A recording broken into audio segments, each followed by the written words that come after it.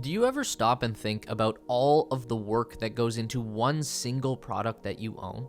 Whether it's your phone, computer, microwave, or electric car, you are looking at the end link in a massive chain of events that stretches out around the world. A chain that is forged by thousands of people and processes, machines, and materials. Nearly everything that's inside your cell phone right now was just a rock in the ground a decade ago. So if we want to talk about how Tesla is mastering production in their gigafactories, what we really need to focus on is how they first became masters of their own supply chain. Tesla is one of the few companies on Earth who track their components all the way from the mine to the production line.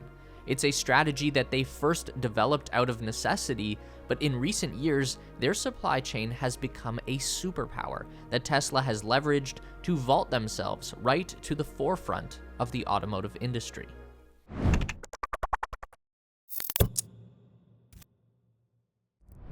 One of the core fundamentals at Tesla is vertical integration, which essentially means that in many cases, they are their own supplier.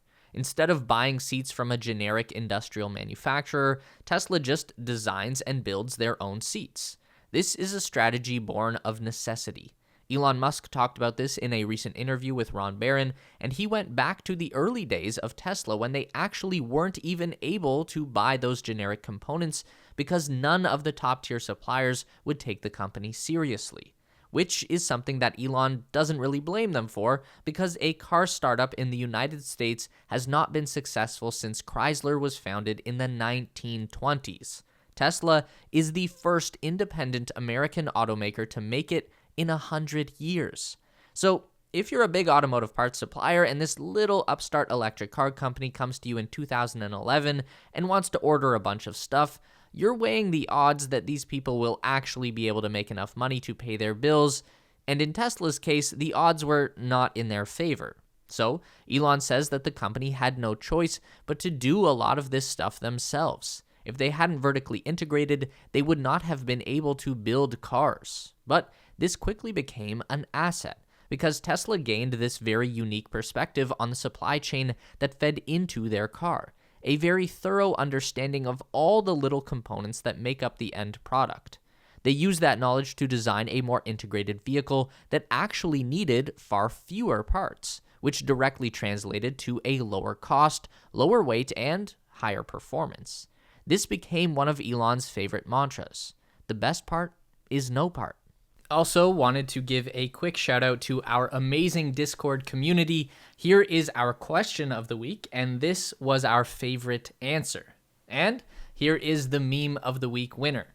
Join our Discord community to participate next week through the link in the description below.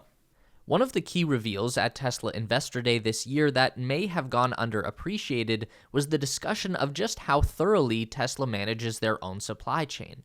In the beginning, the company wasn't able to buy components off the shelf, but even now, in the present day, Tesla actively chooses to design their own components and subcomponents. Tesla's engineers will start with a drawing, and they will turn that into a fully fleshed out component. Then they take that design to a supplier that they know can manufacture the part at Tesla's standard of quality and quantity. This is what they call a Tier 1 supplier. They make a part that will go directly onto Tesla's production floor. But Tesla doesn't just put in the order and then walk away. Tesla's engineering team goes to the supplier and works with them to build out the production line that will manufacture the component, making sure that automation is being taken full advantage of and that product yields fall within acceptable margins. Tesla takes the responsibility for the way their components are produced, even when they are not produced in a Tesla factory. They still manage every detail. Tesla is fully integrated with thousands of manufacturers all over the world, and they know exactly what is happening with each of those suppliers in real time. And that's just the Tier 1 suppliers. Tesla also manages Tier 2, which are suppliers to the suppliers. So take the FSD computer, for example. This is the most powerful in-vehicle computer that's ever been developed, an incredibly complex and advanced piece of technology. It's produced for Tesla by their Tier 1 supplier. But within that computer, there are over 7,000 individual components that are sourced from Tier 2 suppliers. Things like capacitors, resistors, diodes, all of those tiny little bits that get soldered onto the main board that make this thing actually work. Tesla says that for a car like the Model 3, they have around 2,000 Tier 1 parts, and that translates into around 19,000 Tier 2 parts. So everything that Tesla does for Tier 1, they do the same for Tier 2. That means every production line for every little capacitor is managed and monitored by Tesla to ensure that it is running at maximum efficiency, that it is meeting expectations for quality and quantity. And if that sounds exhausting, that's not even the end. Tesla's supply chain management goes deeper and deeper until they are literally working with the mining companies that are digging the rocks out from the ground.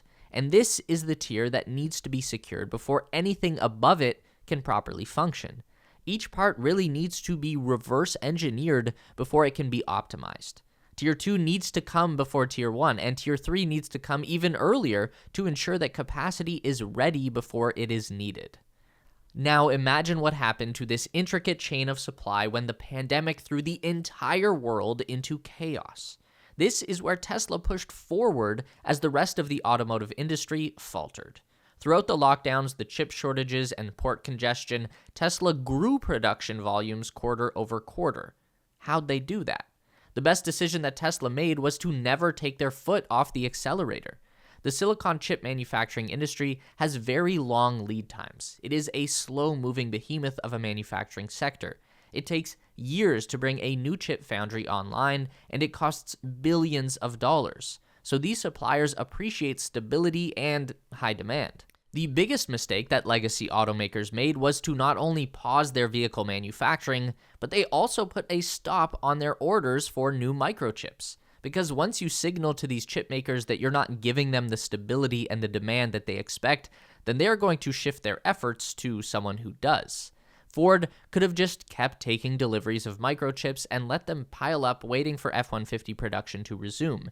But instead, they found themselves with parking lots full of F-150s waiting for their microchip production to resume. Meanwhile, Tesla never stopped pushing for more and more chips, and they were demanding the latest and greatest technology that these foundries could put out. You've got to keep in mind, the chip makers are pouring money into new techniques that allow them to manufacture on the atomic level. That's their focus. What kind of priority are they going to assign to an automaker like Chrysler, who is still ordering bargain bin chip designs from 20 years ago? Tesla is a preferred customer, and that buys them a lot of advantages in the supply chain. Each Tesla vehicle with an FSD computer uses about 5 times more semiconductors than your average ICE vehicle. To build 2 million cars in 2023, Tesla will use the equivalent of about 700,000 12-inch silicon wafers, which accounts for around 0.5% of all chips made in the world.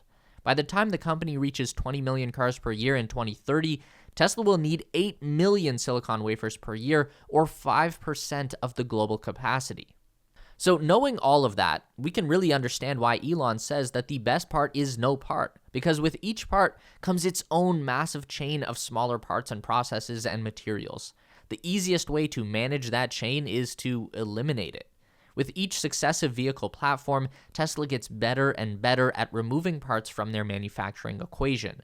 The first Model S had a complex low-voltage electronic system with over 300 microcontrollers that were not designed or managed by Tesla. By the time they reached the Model 3, the company was starting to design their own microcontroller, and that alone led to removing 17 kilograms of weight from the vehicle's wiring harness. That's nearly 40 pounds of chips, relays, fuses, transistors, wires. Just try and imagine that amount of stuff, and then think about all of the supply chains that led into all of those chips. It's all gone. With the Cybertruck, Tesla has designed 85% of the controllers that are used in the electronic system. And in their next generation platform, 100% of all microcontrollers will be designed by Tesla. They are preventing supply constraints by simply requiring less supply, and at the same time, they gain full control over the functionality of their product. This allows Tesla to do things like jump from 12-volt power to 48 volts for their in-car electronics, which in itself allows for an even greater reduction in materials by using smaller wires and fuses, smaller heat sinks, or even no sinks at all. The Cybertruck doesn't even have a traditional wiring harness that spans the entire length of the vehicle. They use local controllers that talk to each other over Ethernet connections. The wiring harness is only used for local connections from the controllers to the components. There will be hardly any wires that actually extend from one end of the car to the other. This is really the foundation for Tesla's next generation of manufacturing. The Master Plan Part 3. Greater control over the supply chain. That starts with design simplification and in turn leads to faster growth that is done sustainably and responsibly. This is how we build the future.